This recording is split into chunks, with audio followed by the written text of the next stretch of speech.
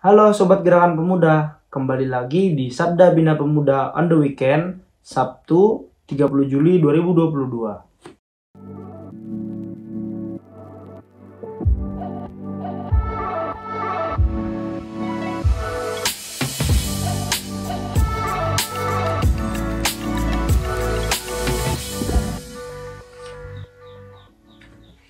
Sebelum kita memulai renungan kita pada hari ini, mari kita satu dalam doa, kita berdoa.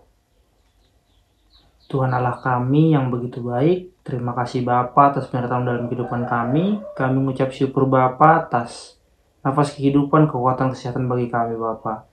Kiranya Bapa pada hari ini sebentar kami ingin membaca dan merenungkan firman-Mu Bapa. Kiranya Kau hadir di tengah-tengah kami, mengurapi kami Bapa, hingga firman ini menjadi pedoman dan bekal kami Bapa untuk menjalani kehidupan kami, agar kami selalu berada di jalan kebenaran-Mu Bapa. Hadirlah Bapa karena kami siap untuk membaca dan merenungkannya Bapa. Di dalam nama Anak Yesus Kristus, sumber hidup dan berkat, kami berdoa ucap syukur, haleluya, amin. Pembacaan Alkitab kita pada hari ini terambil dari Roma 14, ayatnya yang ke-13 sampai 18, yang berbunyi demikian. Karena itu janganlah kita saling menghakimi lagi, tetapi lebih baik kamu menghanut pandangan ini. Jangan kita membuat saudara kita jatuh atau tersandung. Aku tahu dan yakin dalam Tuhan Yesus bahwa tidak ada sesuatu yang najis dari dirinya sendiri. Hanya bagi orang yang beranggapan bahwa sesuatu adalah najis, bagi orang itulah sesuatu itu najis. Sebab jika engkau menyakiti hati saudaramu oleh karena sesuatu yang engkau makan, maka engkau tidak hidup lagi menurut tuntunan kasih. Janganlah engkau membinasakan saudaramu oleh karena makananmu, karena Kristus telah mati untuk dia. Apa yang baik, yang kamu miliki janganlah kamu biarkan difitnah. Sebab kerajaan Allah bukanlah soal makanan dan minuman, tetapi soal kebenaran, damai sejahtera, dan sukacita oleh Roh Kudus. Karena barang siapa melayani Kristus dengan cara ini, ia berkenan pada Allah dan dihormati oleh manusia. Renungan kita pada hari ini terambil dari Sabda Bina Pemuda Sabtu 30 Juli 2022 dengan judul Harmoni dalam Perbedaan. Dalam suatu kelompok masyarakat yang majemuk, berbeda pendapat atau berbeda pandangan adalah persoalan yang wajar dan lumrah terjadi. Namun, kewajiban tersebut dapat menghadirkan konflik ketika ada kelompok yang hanya mengedepankan kepentingan sendiri, atau ada kelompok yang menganggap dirinya yang paling benar dan paling penting dibandingkan kelompok lainnya. Persekutuan jemaat di Roma juga pernah mengalami konflik. Sebagian dari jemaat percaya kepada Yesus, namun masih sangat tunduk pada adat istiadat Yahudi. Dalam bagian bacaan ini, nampaknya konflik muncul akibat pemahaman mereka soal makanan yang halal dan haram. Akibatnya, dalam jemaat timbul perilaku saling menghina, saling merendahkan, dan bahkan saling menghakimi. Oleh karena itu, dengan sangat tegas, Paulus menasihati mereka untuk tidak saling membinasakan dan saling menyakiti karena persoalan makanan. Bahkan dengan keras, Paulus mengingatkan bahwa kerajaan Allah bukanlah soal makanan dan minuman, melainkan soal kebenaran, damai sejahtera, dan sukacita oleh Roh Kudus. Sebenarnya nampak di sini bahwa akan persoalan dalam jemaat di Roma adalah jemaat yang tidak sungguh-sungguh hidup dalam kasih. Mereka hidup bersama dalam persekutuan, namun hati mereka tidak terpaut satu sama lain. Nasihat bagi kita adalah agar dalam membangun persekutuan bersama kita hadirkan harmoni meskipun terdapat perbedaan. Seperti sebuah paduan suara, meski terdapat kelompok suara sopran, alto, tenor, dan bass, namun ketika dipadukan justru akan menghadirkan harmoni yang indah.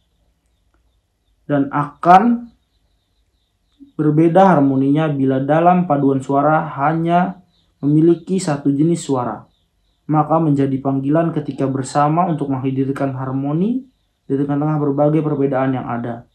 Sebab untuk itulah kita telah dipanggil untuk menjadi satu sama lain. Amin. Sobat pemuda, mari sejenak kita refleksikan renungan kita pada hari ini. Mungkin teman-teman tahu apa itu kata toleransi. Ketika terdengar kata toleransi, maka yang muncul di kepala atau di benak kita adalah perbedaan. Kita tahu juga di negeri kita tercinta ini begitu banyak perbedaan yang ada. Baik itu dalam budaya, baik itu dalam suku, baik itu dalam agama, maupun dalam pendapat sekalipun. Tapi perbedaan itu bukan membuat kita malah menjadi terpecah belah. Melainkan dari begitu banyaknya perbedaan, kita bisa bersatu.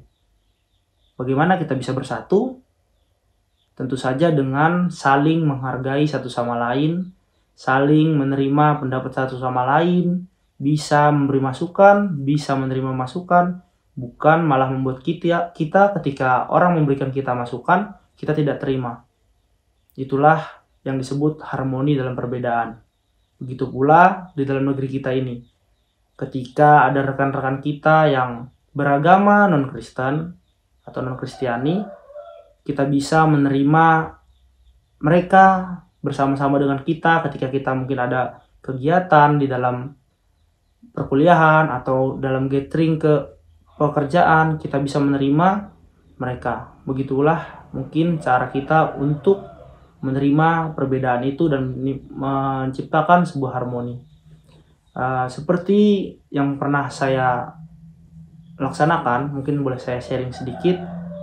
Saya pernah ikut kegiatan yang namanya Temu Raya Gerakan Pemuda GPIB. Di sana kami bisa memunculkan tagline satu hari satu toleransi. Maka dari itu teman-teman, mari kita sama-sama memunculkan, menimbulkan dan menyuarakan rasa toleransi satu sama lain, tidak hanya dengan agama yang lain atau tidak hanya dengan suku yang lain, melainkan kita sendiri. Gerakan pemuda dalam GPIB boleh bersama-sama bersatu, boleh bersama-sama menciptakan harmoni di tengah begitu banyaknya pendapat, hingga boleh kita terus memberitakan Injil sampai ke seluruh penjuru negeri ini, dan makin banyak hati yang terpanggil untuk bersama-sama dengan kita bersekutu dan memuji, memuliakan nama Tuhan kita. Sobat pemuda, mari kita tutup renungan kita pada hari ini. Kita satu dalam doa, kita berdoa. Tuhan Allah kami yang bertahta dalam kerajaan sorga, terima kasih Bapa atas penyertaan dalam kehidupan kami. Kami mengucap syukur Bapa atas segala penyertaan dalam kehidupan kami Bapa. Di tengah begitu banyak perbedaan di dalam kehidupan kami, tapi kami akan percaya oleh tuntunan tangan-Mu juga Bapa, boleh muncul sebuah harmoni Bapa yang menyatukan kami, yang membuat diri kami semakin bersatu, tidak ada lagi perpecahan dalam kehidupan kami Bapa.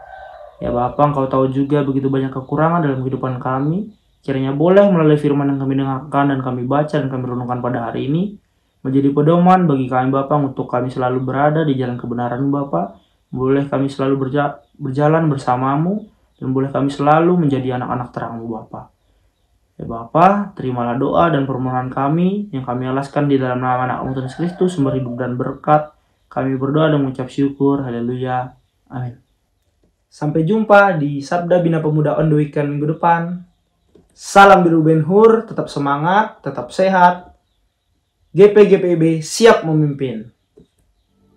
Halo Gapers, kalian tahu nggak kalau Sabda Bina Pemuda Digital bisa dengan mudah didapatkan dengan mendownload Google Books di Google Play untuk pengguna Android.